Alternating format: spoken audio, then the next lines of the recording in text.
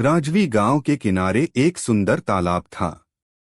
एक दिन एक छोटा प्यासा पक्षी पानी पीने आया। उसने पानी पीते पीते दर्पण में अपनी परछाई देखी। वह अपने सुंदर पंख देखकर खुश था, लेकिन उसने तालाब के किनारे एक मजबूत और मोटी लकड़ी का टुकड़ा पड़ा हुआ देखा। उसके चारों ओर कुछ घूम रहा था। वह लकड़ी पानी में तैर रही थी और उस पक्षी को डरा रही थी। यह देखकर पक्षी घबरा गया और वहां से उड़ गया। इस कहानी से हमें यह सीख मिलती है कि अज्ञात चीजें हमें डरा सकती हैं, लेकिन हमें डरना नहीं चाहिए और उनका सामना करना चाहिए।